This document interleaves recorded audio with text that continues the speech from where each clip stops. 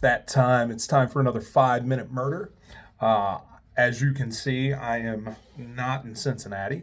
I am not in my normal spot, but I wanted to make sure that I got this done and got it done on a Friday. Yes, Mary, thanks for hitting me up and sending me a message and reminding me to get this done.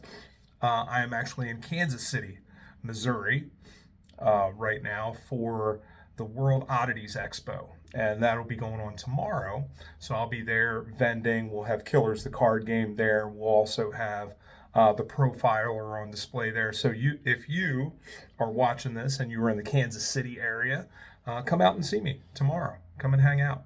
Also, let me know where there's some good barbecue. I did go to Joe's and picked up some barbecue there today. So actually, after I do this video, I'm going to eat some Joe's barbecue. But first, we're going to do a little 5-minute murder. And I have selected a card. And today, we have the killer clown, Mr. John Wayne Gacy. So, Gacy is a very, very famous case, right? You know, let me read the back first. It says John Wayne Gacy, born March 17th, 1942, died on May 10th, 1994, where he was executed. Right? He assaulted, tortured, and murdered at least 33 males between the ages of 14 and 21.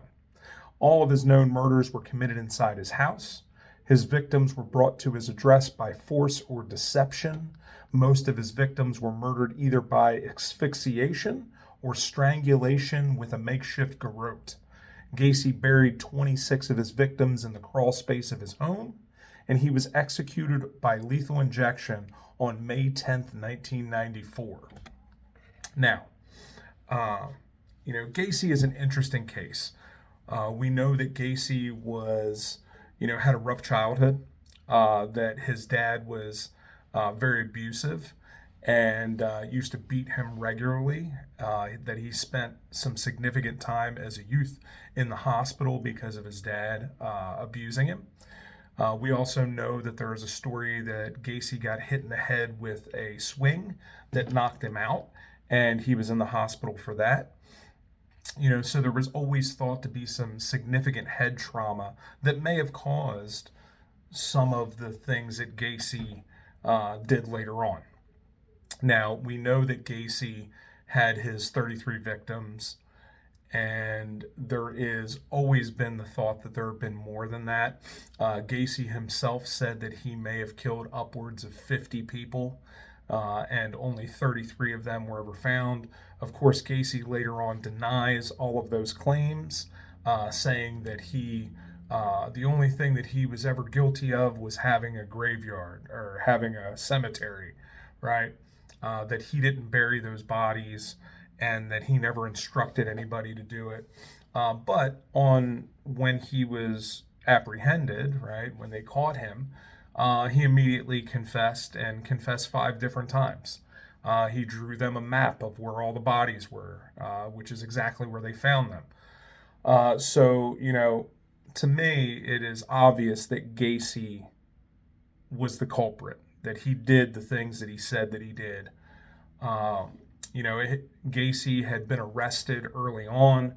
Well, not early on, but he had been arrested during his first marriage. He was managing some KFCs and ended up going to jail because he was accused of fondling and trying to rape a boy, right?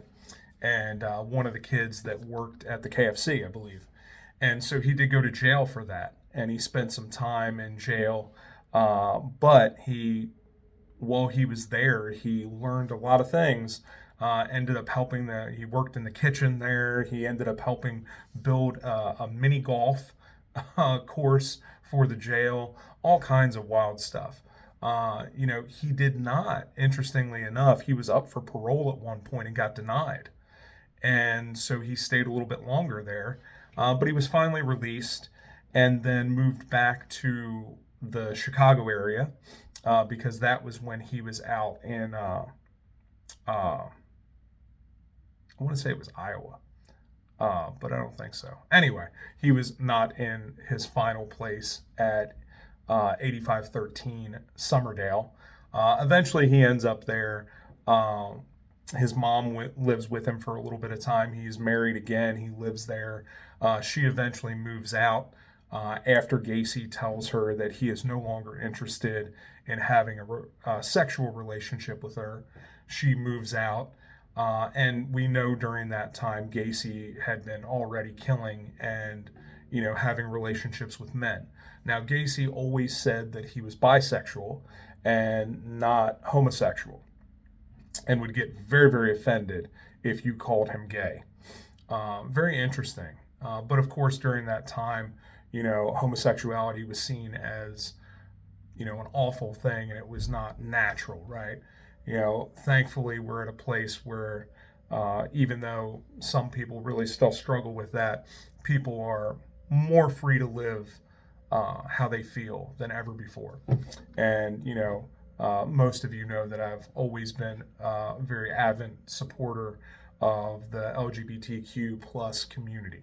So anyway, I'm glad that is now not so much of a stigma, so people cannot, or they don't have to feel so ashamed and then end up doing some of those things. Like Herb Baumeister is another one that was clearly homosexual, killed other men after having sex with them, and then was because he was so ashamed of himself.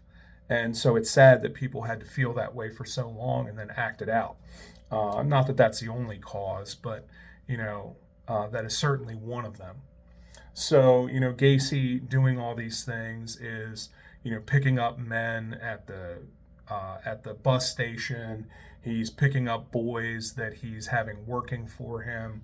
Many young men go missing. Several, like I said, that worked for him. And,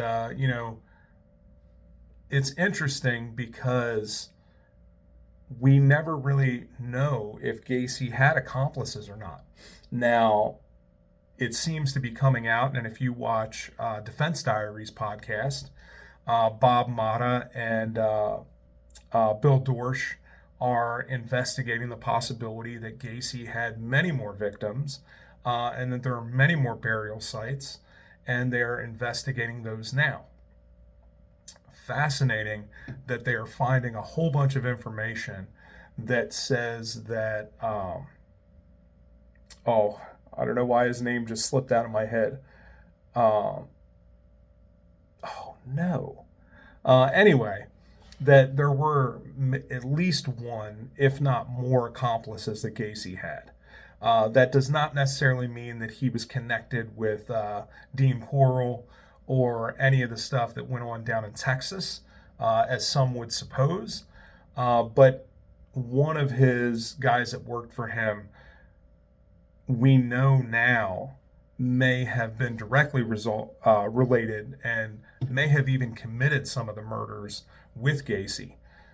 It's interesting. On the last episode of Defense Diaries, they brought up a really good point that I never thought about, that there are more than one method of killing when it comes to Gacy's murders. There were a lot of strangulations, but there were also victims that had rags stuffed in their mouth, and they died of asphyxiation because of that. There is a good possibility that was done by somebody else and not by John. And so there is that possibility. I wish I could remember his name right now. But it's interesting because the accomplice that he had may have been protected by his grandfather, who was very, very prominent in the community. So there is a lot of really interesting suspect things that are going on around that case, and have always done that.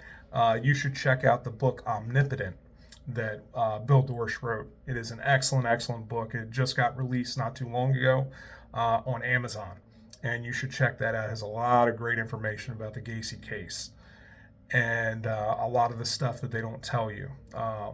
One of the things, if you've listened to Bob Motta, is that the Robert Peace letter receipt was not found there. It was planted.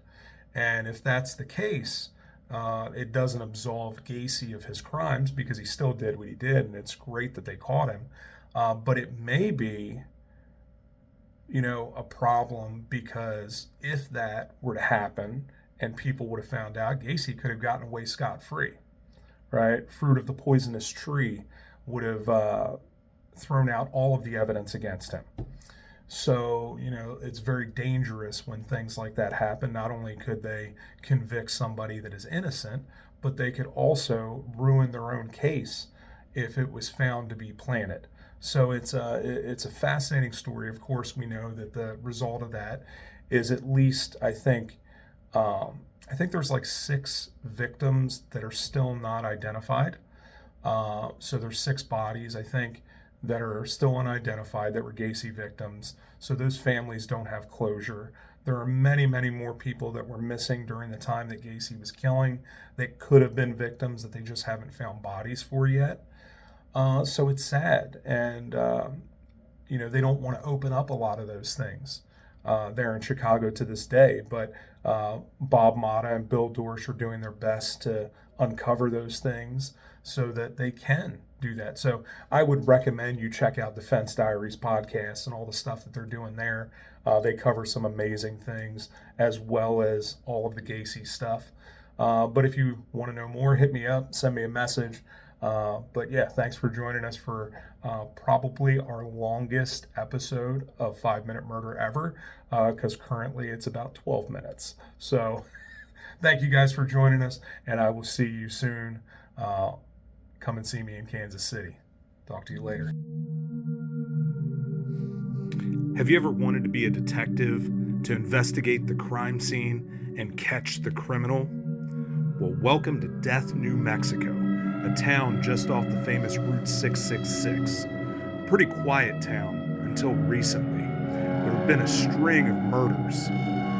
In the social deduction game, The Profiler, you have 60 minutes to investigate the crime scene, interrogate your witnesses, and determine who the killer is and what kind of killer they are to win. What will happen when you become the Profiler?